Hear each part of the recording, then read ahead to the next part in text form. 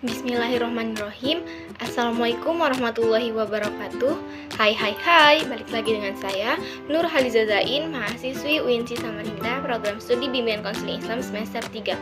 Di sini saya akan mempresentasikan materi mengenai perkembangan emosi. Pertama-tama kita akan membahas mengenai pengertian dari emosi. Emosi merupakan respon psikofisiologis yang kompleks terhadap rangsangan atau situasi tertentu yang melibatkan aspek-aspek seperti perasaan, ekspresi wajah, perubahan fisik, dan kecenderungan untuk bertindak. Emosi mencakup berbagai keadaan perasaan seperti sukacita, sedih, kemarahan, takut, atau kejutan, dan sering juga memainkan peran penting dalam pengambilan keputusan serta interaksi sosial. Perkembangan emosi merujuk pada perubahan dan pertumbuhan dalam pengalaman emosional seseorang sepanjang rentang waktu tertentu. Hal ini melibatkan pemahaman, pengenalan, dan pengelolaan perasaan seperti kebahagiaan, kesedihan, kemarahan, dan ketakutan seiring dengan perkembangan fisik, kognitif, dan sosial individu.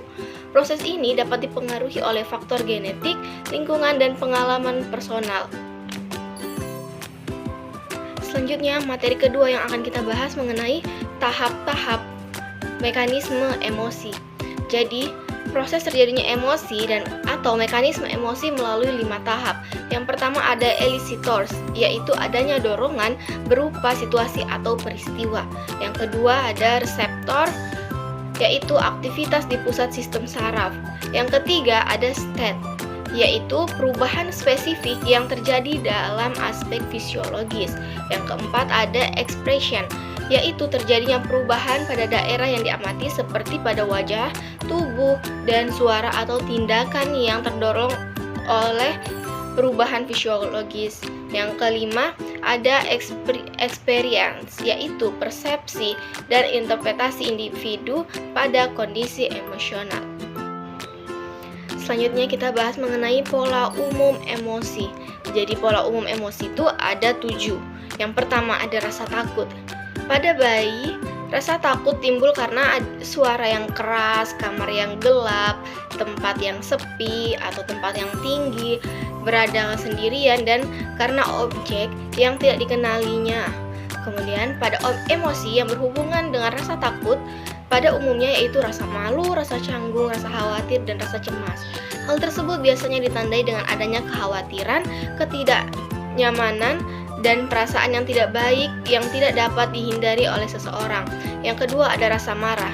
Rasa marah merupakan ekspresi yang lebih sering diungkapkan pada masa kanak-kanak jika dibandingkan dengan takut.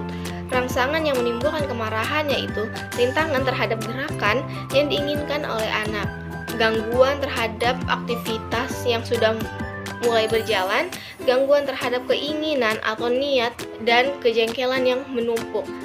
Reaksi tersebut dapat diklasifikasi menjadi 2 golongan, yaitu insentif dan ditekan.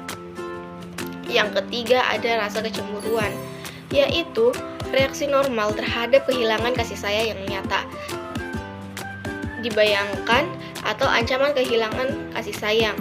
Rasa cemburu timbul karena kemarahan yang menyebabkan sikap jengkel dan ditunjukkan kepada orang lain. Pola rasa cemburu sering berasal dari rasa takut yang dikombinasikan dengan rasa marah. Yang keempat ada duka cita, merupakan trauma psikis emosional yang disebabkan oleh hilangnya sesuatu yang dicintai. Reaksi sukacita terhadap hilangnya orang atau barang yang dicintai mungkin tampak atau ditekan, seperti menangis.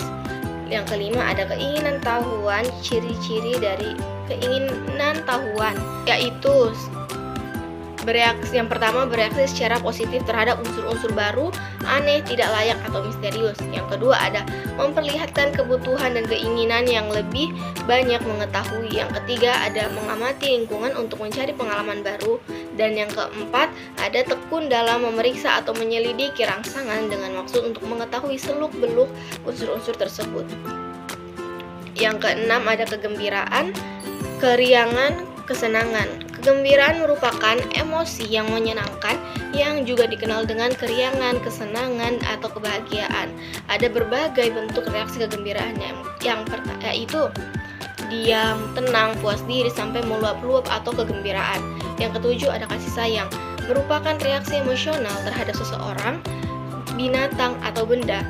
Hal tersebut terjadi karena menunjukkan perhatian yang hangat yang bisa berwujud fisik atau kata-kata. Sekian materi yang dapat saya sampaikan. Kurang lebihnya mohon maaf.